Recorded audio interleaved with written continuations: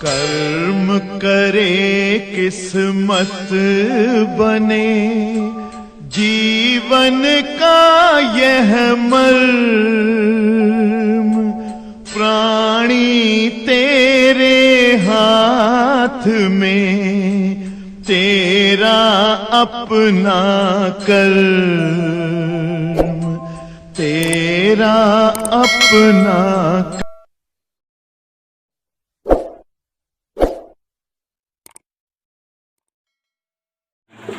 अवतल दर्पण से प्रतिबिंब का बनना। प्यारे साथियों, अभी तक हम लोग पढ़े थे उत्तल दर्पण से प्रतिबिंब किस प्रकार बनता है। भिन्न भिन्न स्थितियों में रखी वस्तुओं का प्रतिबिंब दर्पण के द्वारा अलग अलग प्रकृति और अलग अलग जो है स्थान पर बनता है, ये हम देखेंगे। उत्तल दर्पण में तो आपको दिखाए कि वस्तु चाहे जहाँ रखी हो, लेकिन उत्तल दर्पण के द्वारा किसी भी वस्तु का सदैव छोटा, सीधा और आभासी प्रतिबिंब बनता था। लेकिन अवतल दर्पण में ऐसा रोहन नहीं होगा। कैसा होगा देखो, अवतल दर्पण से प्रतिबिंब का बनना। अवतल दर्पण से प्रतिबिंब का बनना। सभी बच्चे ध्यान से देखेंगे अवतल दर्पण में प्रतिबिंब किस प्रकार और कैसे बनता है। तो बच्चों, अवतल दर्पण से अलग अलग स्थितियों के लिए प्रतिबिंब अलग अलग प्रकार का बनता है। कुल जो है आप देखोगे कि अवतल दर्पण से प्रतिबिंब बनने की 6 स्थितियां रहेंगी। जैसे यहाँ ध्यान दीजिए, तो अवतल दर्पण से प्रतिबिंब बनना देखिए जरा। सबसे पहले ये आपके सामने एक अवतल दर्पण बना रहे हैं। यहाँ एक खोखला गोलीय कांच है, M सभी को दिख रहा है बच्चों। और हम इसको कलई कर दे रहे हैं।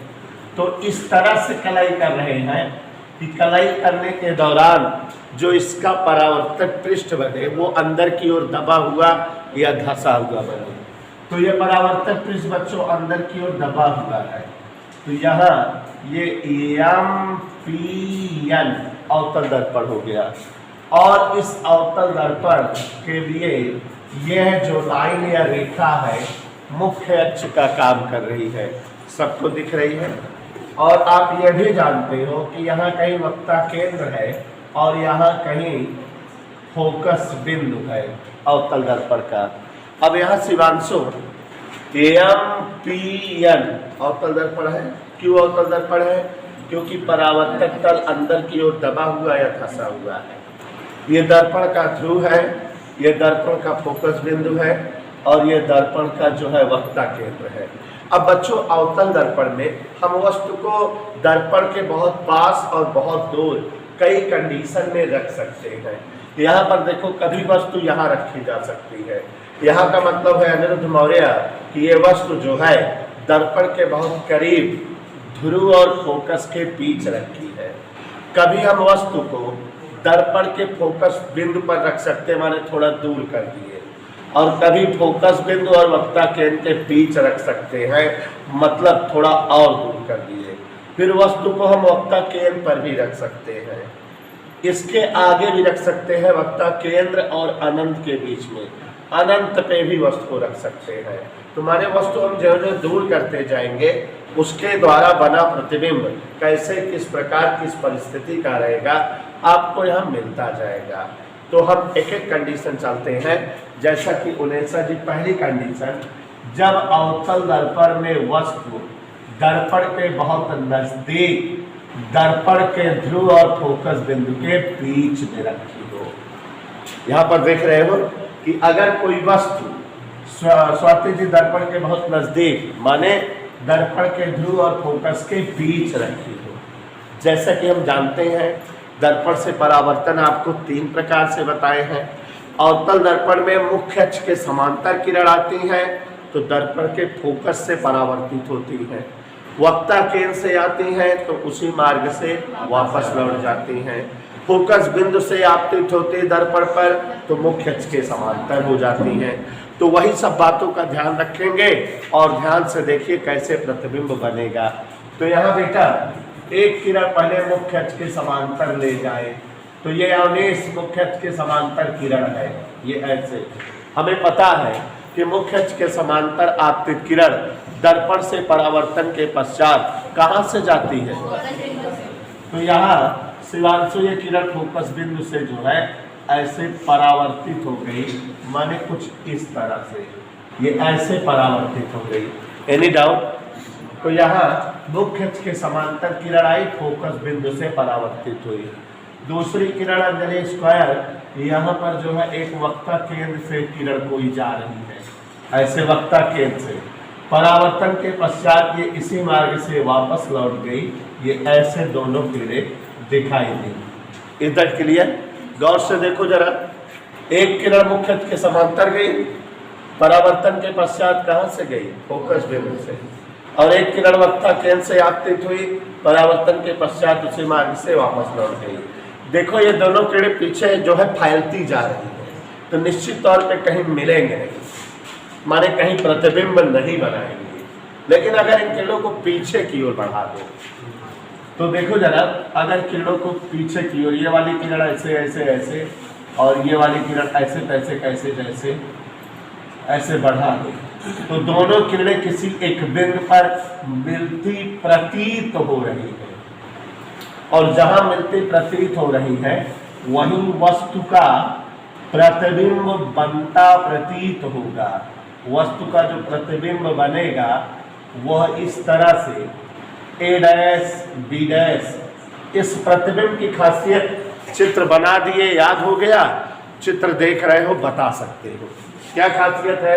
वस्तु से बड़ा बना है, सीधा है, और जब सीधा है तो आभासी है और दर्पण के पीछे है। तो बस इतना ही बोलना है। क्या बोलना है स्क्वायर? कि अवतल दर्पण में दर्पण के ध्रुव और फोकस बिंदु के मध्य स्थित वस्तु का प्रतिबिंब दर्पण के पीछे सीधा बड़ा आभासी बनता है। ठीक है, तो ये याद रखना है, ये बता देना है।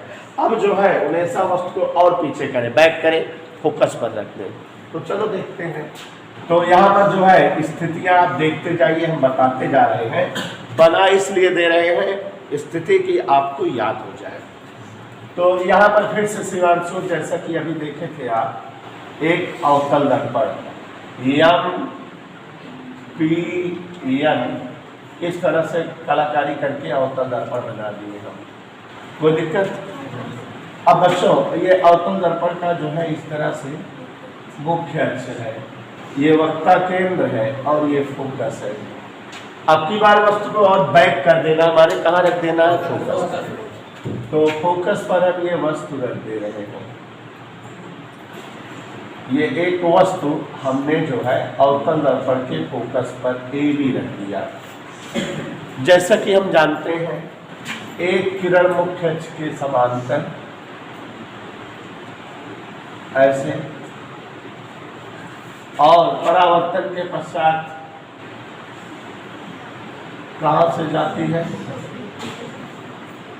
फोकस बिंदु से ऐसे गई, और दूसरी किरण वक्ता केंद्र से ये ऐसे। तो ये समांतर किरण जाने लगी, दिख रहा है। और समांतर किरणों की कल्पना है कि वे कहीं एक दूसरे को अनंत पर कट करती है। तो यहाँ ये माना जाता है कि वस्तु का प्रतिबिंब कहीं अनंत पर ए डैश बी डैश बनेगा। और कैसा बन रहा है ये? उल्टा, वास्तविक और वस्तु से छोटा। समझ आ रहा है? तो इसको कैसे बताओगे मुनेसर? अवतल दर्पण में दर्पण के फोकस बिंदु पर स्थित वस्तु का प्रतिबिंब अनंत में उल्टा, वास्तविक और वस्तु से छोटा बनता है। और बैक करें, माने फोकस और वक्ता केंद्र के बीच वस्तु रखते हैं। तीसरी कंडीशन लगाए तो देखते जाओ बेटा, थोड़ा सा चित्र कठिन बनता जा रहा है। यहां ध्यान से देखो,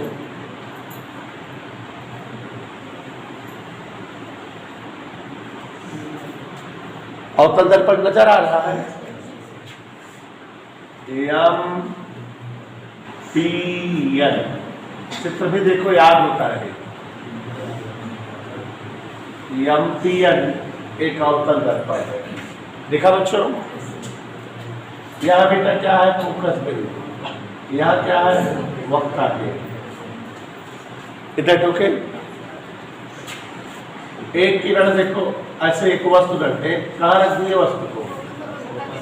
फोकस बिंदु और वक्ता केंद्र के।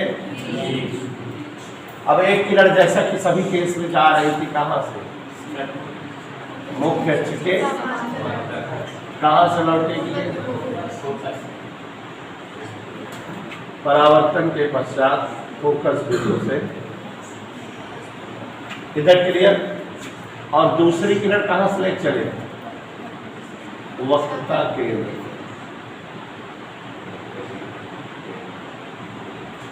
ऐसे वक्ता केंद्र से जा रही है, पीछे बढ़ाए जाने पर उसी मार्ग से वापस लौटती है, ऐसा कि हमको पता है। कोई दिक्कत? दोनों कहीं कट कर गई, जहां कट हुई वही वस्तु का क्या बन जाएगा? प्रतिबिंब देखो कैसा बना, उल्टा बना, वस्तु से बड़ा बना। जो उल्टा है तो वास्तविक है, और बना कहाँ है? वक्ता केंद्र और अनंत के बीच। दिखा? तो आप कैसे बताओगे बेटा? अवतल दर्पण में दर्पण के फोकस बिंदु और वक्ता केंद्र के मध्य स्थित वस्तु का प्रतिबिंब वक्ता केंद्र और अनंत के बीच बनता है, उल्टा वास्तविक और वस्तु से। अब कहां पर रख देंगे वस्तु को? पीछे ही करते जा रहे हैं। पहले पी और एफ के बीच थी, फिर एफ पर थी, फिर एफ और सी के बीच। अब की बार कहां जाएगी? सी पर। तो चौथी कंडीशन देखिए जरा, ठीक है? ये आप सभी को दर्पण दिख रहा है बेटा?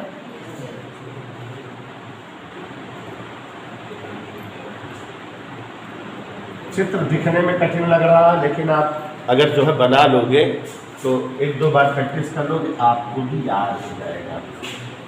ये मुख्य अक्ष, देखिए मुख्य अक्ष,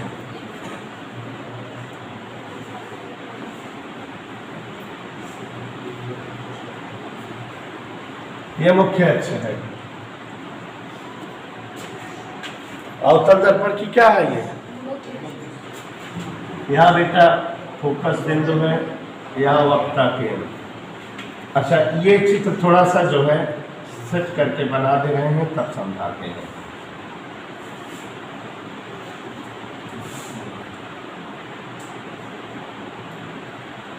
हमारे थोड़ा चित्र सेट कर देना तो आपको समझाते हैं।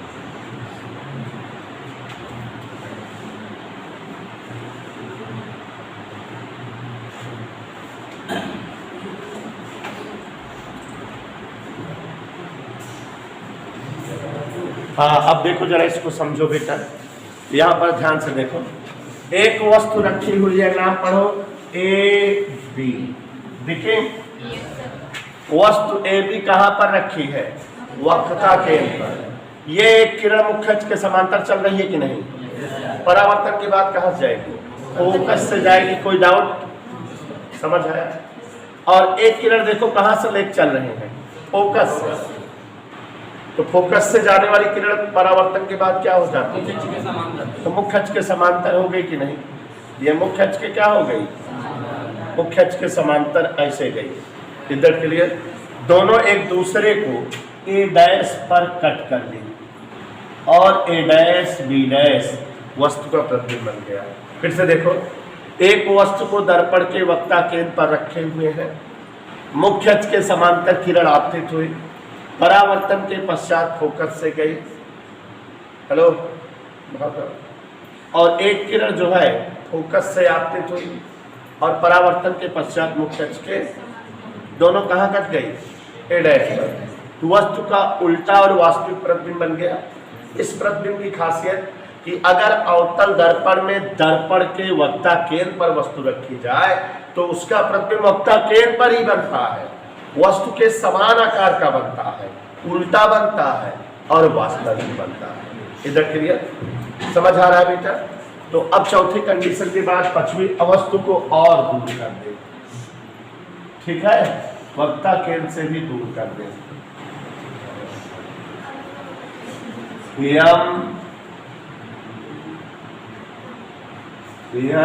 और यहां बीच में धनुषा चाहिए, कोई दिक्कत? अब की बार वस्तु को और दूर कर देंगे। तो यहां देखो जरा बेटा, ये हमारा वक्ता केंद्र है और ये हमारा फोकस बिंदु है। वस्तु कहाँ रख दिए? अब वक्ता केंद्र के बाहर, माने वक्ता केंद्र और अनंत के इज दैट क्लियर? अब यहाँ एक किरण जैसा कि आप हर केस में लेकर चल रहे हो मुख्य अक्ष के समांतर, परावर्तन के पश्चात कहाँ से जाएगी? फोकस बिंदु से। तो ये इस तरह से स्क्वायर भी फोकस बिंदु से जाएगी। कोई डाउट? दूसरी किरण कहाँ से लेकर चले? वक्ता केंद्र से।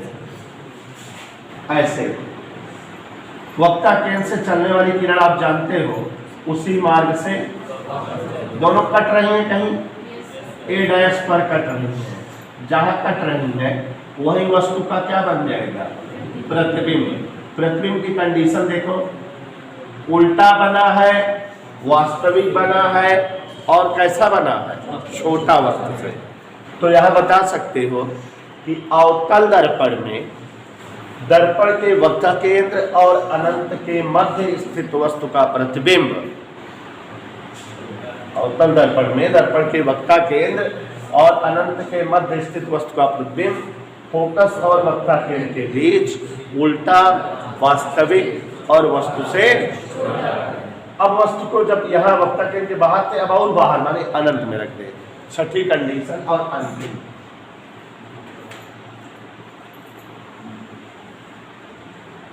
देखो बच्चों,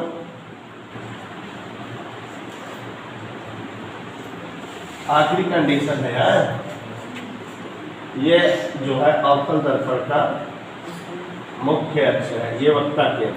अब एक वस्तु यहाँ रख दी है ऐसे, यहाँ का मतलब कहाँ रख दिए हैं? अनंत पे। चित्र दिखाई दे रहा है, वस्तु कहाँ रखी है बेटा? अनंत में स्थित वस्तुओं से थोक के भाव में बहुत सारी किरणें दर्पण पर आपतित होंगी और दर्पण से परावर्तन होगा, तो ये किरणें परावर्तन के पश्चात कहीं मिलती प्रतीत होंगी या मिलेंगी, और जहां मिलेंगी वहीं वस्तु का क्या बन जाएगा? प्रतिबिंब, ए डैश और बी डैश। और ये प्रतिबिंब बेटा दर्पण के फोकस पर बनता है। कहाँ पर बनता है? फोकस पर। तो बच्चों ये कुल कितनी स्थितियां हो गई? 6। एक बार फिर से देख लो, ठीक है। अवतल दर्पण में दर्पण के ध्रुव और फोकस के मध्य स्थित वस्तु का प्रतिबिंब दर्पण के पीछे वस्तु से बड़ा, सीधा, आभासी बनता है। याद रहे कि जब भी कभी वस्तु बहुत नजदीक रहे, दर्पण के एकदम करीब रहे, तो उसका प्रतिबिंब कैसा बनता है? बड़ा। दर्पण के इस गुण का इस्तेमाल डॉक्टर लोग करते हैं, जैसे नाक, कान, गला की जांच करनी होती है तो दर्पण जब वो आग लगाते हैं दर्पण, तो अंदर का जो चोट वोट लगा रहता है वो बड़ा बड़ा दिखने लगता है, तो अच्छे से उसकी सफाई कर लेते हैं इसी गुण का प्रयोग करके अवतल दर्पण के। तो अवतल दर्पण के बहुत नजदीक स्थित वस्तुओं का प्रतिबिंब दर्पण के द्वारा बहुत बड़ा, सीधा, आभासी और दर्पण के पीछे बनता है। कैसे बना ये हमने आपको दिखा दिया, ठीक है। उसके बाद अब अगर वस्तु को थोड़ा दूर कर दो फोकस पर, तो अवतल दर्पण में दर्पण के फोकस बिंदु पर स्थित वस्तु का प्रतिबिंब अनंत में उल्टा, वास्तविक और छोटा बनता है। थोड़ा और पीछे कर दो, ध्यान से देखो जरा। अवतल दर्पण में दर्पण के फोकस बिंदु और वक्ता केंद्र के बीच स्थित वस्तु का प्रतिबिंब वक्ता केंद्र और अनंत के बीच उल्टा, बड़ा, वास्तविक बनता है, ठीक है। चौथा है कि दर्पण के वक्ता केंद्र पर अगर वस्तु रख दो तो उसका प्रतिबिंब वक्ता केंद्र पर ही बनता है, वस्तु के समान आकार का, उल्टा, वास्तविक बनता है। और अगर जो है पृथ्वी कंडीशन में वस्तु को वक्ता केंद्र और अनंत के बीच रख दो तो उसका प्रतिबिंब वस्तु से छोटा उल्टा वास्तविक, और फोकस अगर अनंत पर रखी जाए वस्तु तो उसका प्रतिबिंब उल्टा वास्तविक और कहाँ बनता है, फोकस पर। यहाँ पर हमेशा ये 6 चित्र हैं, 6 चित्र में जोड़े में 2 चित्र ऐसे दिख रहे होंगे जिनमें जो है प्रतिबिंब और वस्तु की स्थिति बदल रही होगी। मतलब जैसे यहाँ देखो, यहाँ पर वस्तु कहाँ रखी है तो प्रतिबिंब कहाँ पर बना, इसका उल्टा केस इसमें है, वस्तु कहाँ रख दिया, प्रतिबिंब कहाँ बना। माने दोनों ये जो है दूसरा और छठवां नंबर उल्टा है एक दूसरे के, ये दोनों स्थितियां संयुग्मी फोकस कहलाती है। जब जो है वस्तु और प्रतिबिंब की स्थिति बदल रही दोनों में, बस वैसे ही तीसरा और पांचवा देखो, तीसरे में वस्तु कहाँ है, F और C के बीच, और प्रतिबिंब कहाँ है, C और अनंत के बीच। अब इसमें क्या है, वस्तु जो है C और अनंत के बीच हो गई तो प्रतिबिंब F और C के बीच आ गया। तीसरे और पांचवे में प्रतिबिंब और वस्तु का स्थान बदल रहा है एक दूसरे से कि नहीं, अदला बदली हो रही है। उसमें जहाँ वस्तु थी इसमें वहाँ प्रतिबिंब है, उसमें जहाँ प्रतिबिंब है तो उसमें यहाँ वस्तु है। तो बच्चों ये दोनों एक दूसरे की संयुग्मी फोकस की स्थितियाँ हुई। तो इतना मेरे ख्याल से आप सबको समझ आया। कोई डाउट, कोई समस्या, क्लियर हो गया?